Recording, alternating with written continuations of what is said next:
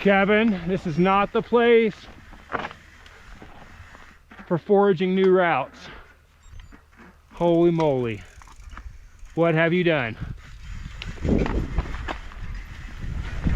All right, welcome back to the DFW series. This is a little look at my adventure on the South Boundary Trail. And this runs from Angel Fire, New Mexico, out to Taos, New Mexico. A couple weeks ago, we took a family trip. After Palo Duro Canyon, we headed over to Angel Fire for the rest of the week. Spent a week riding up in the mountains, and man, it was absolutely gorgeous. Love the mountains so much. It's my favorite place to go. The South Boundary Trail is rated as an IMBA Epic.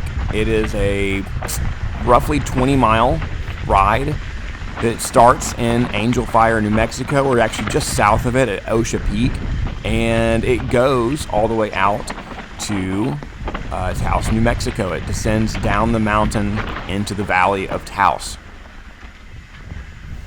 So this section here is actually before we get to the proper South Boundary Trail. This is what's called the Elliott Barker Gotta Trail. be doing something right. It's a multi-use equestrian and biking trail. It is ridiculously steep on this section here and not that often used. As you can see, it's fairly well, the vegetation here on the sides of the trail is really encroaching in a lot of spaces.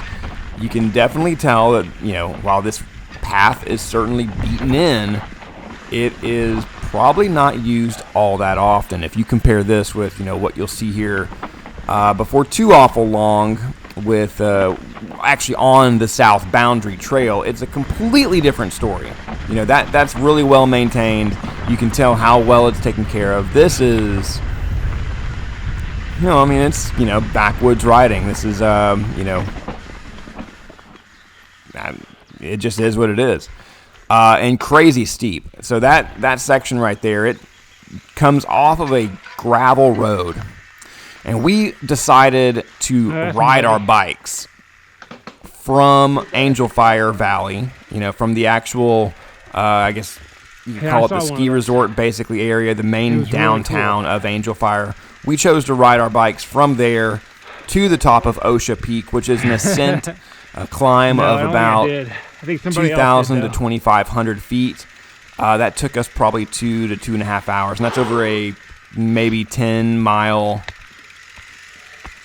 of distance. So not a very long distance to cover a hell of a lot of elevation gain. Oh boy. And as you can see here, we descended down that. Now we're just pushing our bikes. This is very reminiscent of the Wood Ape Ramble, the route that we've put together and done a couple times up in Broken Bow, Oklahoma. That is a really difficult 3-day bike packing route. It has a section that is specifically intended to get you off the bike and pushing up hills that are, there really isn't, it's a bunch of wayfinding. And this is very similar to that. We did quite a bit of this and the hike up to Osha Peak to get started. This almost makes me wish I hadn't noticed we were off course. And this is still, somewhere on the roads trying to get to Osha Peak. This is early season in quite early June, the first week of June. There is still some snow in a couple of places, and everything had been raining consistently. Every single day we were getting at least an hour of rain up there in Angel Fire, and so everything's wet. You can tell the ground is pretty soupy here. Made for some slow climbing, but some really great conditions on the descent. It's not, the dirt here is nothing like Texas clay that just kind of gets peanut buttered up, sticks in your fork and your dropouts, and clogs everything up. This rolls really, really well, and just what a beautiful place to ride a bike. We did not see a lot of wildlife on this particular day. I think we saw a couple of elk and some deer, but overall, not a ton.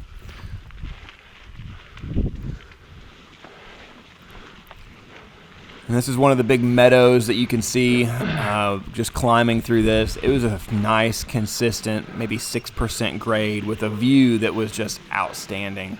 Looking out through this meadow, get up to a huge mud section up here as well.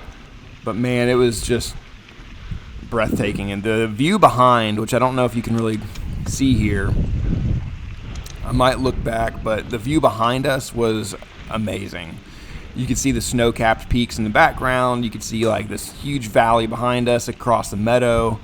As far as like, do I recommend this for somebody to go ride? Absolutely, 110%. It was so much fun. The South Boundary Trail itself was really interesting because you start, up here within I think it's the Carson National Forest at Osha Peak at 10,700 feet of elevation.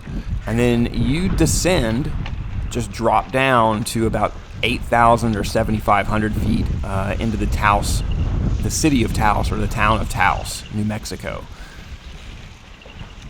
Just a beautiful place. But you get to see the transition of terrain. So up here you can see all of these trees, all of the variety. The vegetation up here is completely different from what you saw down in the valley of Taos. It goes from National Forest here down to basically it's high desert. It was completely different. Really it was cool to see the transition and the change that happened. 10,700. So this is the very peak down from Osha Pass, South Boundary Trail. This is the top of Osha Peak and the official start of the South Boundary Trail. Everything before this was just the climb to get there.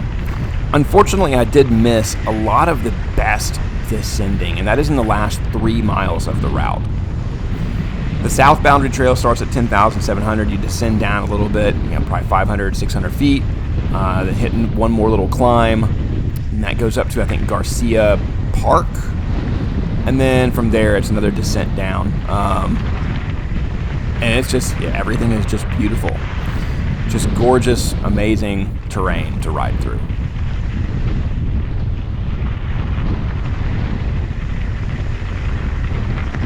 So I did this ride with my buddy Kevin Donahue. He is a member of the Big Pig Racing team. Good guy, about my age. We've been riding buddies for many, many years, and recently I realized how prevalent he is on our YouTube channel. Seems like every one of our shorts features Kevin. So he's a really great rider. He's on an Intense Tracer, I think is what it was. 140 millimeter enduro bike, basically, or trail bike. I don't know if you really call that one a enduro bike. But so he's running the full suspension, 140 millimeters of travel. I was on my single speed mountain bike with a hardtail and a 120 millimeter Fox fork. Right up here, this is fantastic. We're going to cut through the trees, and you can actually see some of the snow melt still there.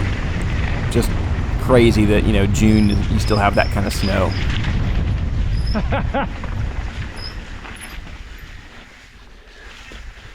Found some snow. So yeah, I'm on my single speed. It's geared as a 3420.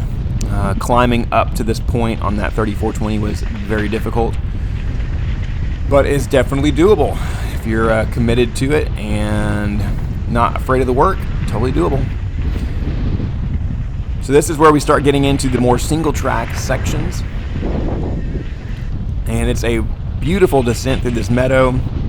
Really fast corners, a couple little whoops, and yeah, just a lot of fun. Really glad that I went and did this. I was a little nervous about it, especially on the single speed. The final 3 miles, like I said, extremely technical. It's a downhill descent. That downhill and in the last 3 miles, you're going to descend 2,000 feet over the course of 3 miles. It is crazy fast, and extremely technical. You've got some giant rocks in there that I just could not believe the rock gardens that we were going through. For those in Dallas, Texas, if you ride North Shore West, the rocky technical stuff there, it's like riding through that for 3 miles, but downhill at like a 8 or 9% grade descent. So super fun. Very, you could take it slow, and it's really not that difficult. You can take it fast, and the pucker factor was there, but it was a lot of fun.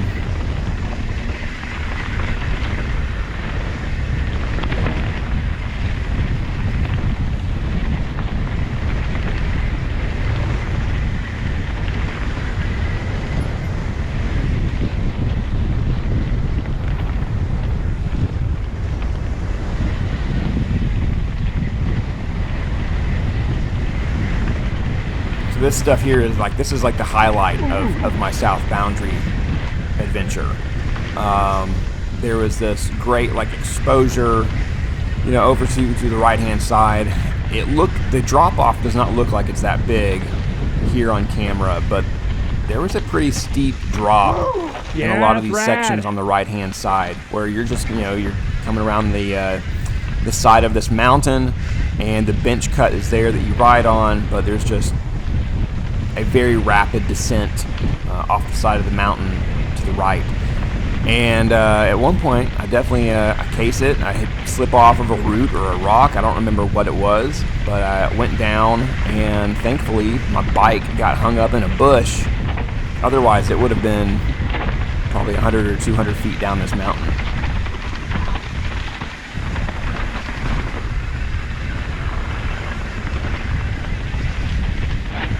This is all riding through this Carson National Forest, a bunch of aspen forests and pine trees.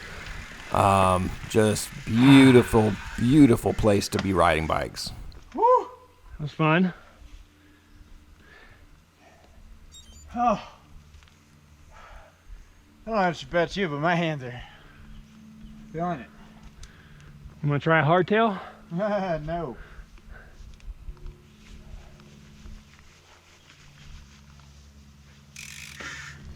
Watch this, get skinny. Yeah, I see it. I seen it.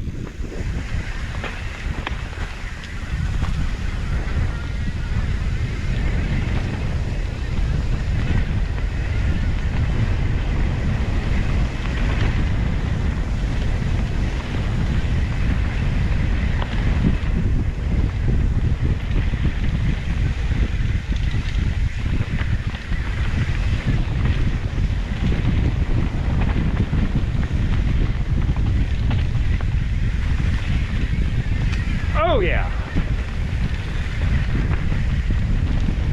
Oh yeah.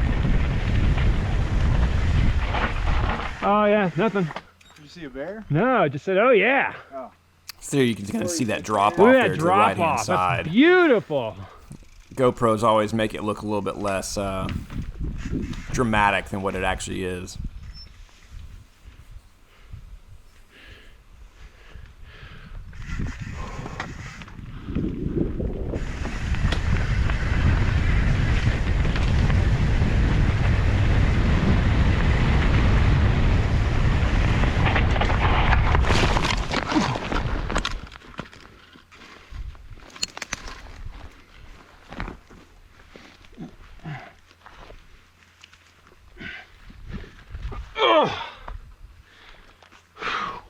Thank you, Bush. I'm glad I didn't have to hike down that mountain to pull my bike back up.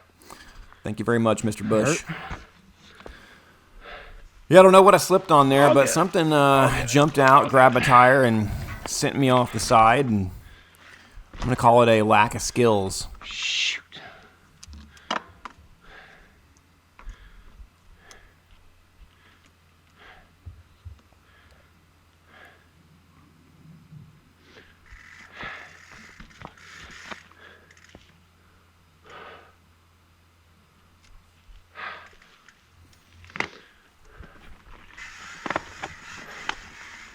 So unfortunately, this is pretty close to the tail end of this video. Shortly after that happened again. I don't know if I just got a little bit thrown off my balance or what with that fall. Had a bruise. Actually, I still have a bruise on my leg from that fall, and it's 3.5 weeks later. So it was a pretty good fall. Took a nice little bruise on my left thigh, and it shook me up just a hair because I end up falling again here not too much later. GoPro was off for that one. Trying to conserve the battery, which did not work. But unfortunately, it knocked the camera out of alignment, so the rest of the footage that I picked up is completely just unusable. That's my biggest complaint about the GoPro. My two big complaints about GoPros. Number one, aiming the dang things and making sure that it is properly pointed at the trail like this Took a little spill. is a pain in the butt. Did you? Yeah. You But good? number two, the battery life. Yeah, You can never trust how long it's actually going to last. And if it's too cold or if it's too hot, the battery just, Going, or Yeah. do you want to break? you have to pull it out, Okay. put it back in. It won't start sometimes. die. If it's too cold, your GoPro will just shut off because the lithium batteries apparently don't do well in cold weather. I don't know. But it's a huge pain in the butt. GoPros are really finicky. I hate having to aim these things. Like, this is a great shot here with just a little bit of my helmet showing, so you can kind of get a reference point for what you're seeing in the frame. But you really have to take the time to set this thing up so that it's usable footage. And unfortunately, when I fall this next time here in a second, it knocks the GoPro off center, and you basically just have a dead-on view of my helmet, and that's the only thing you can see in the frame. So it's just completely unusable, and we miss a lot of the really awesome descending. And that's it, guys.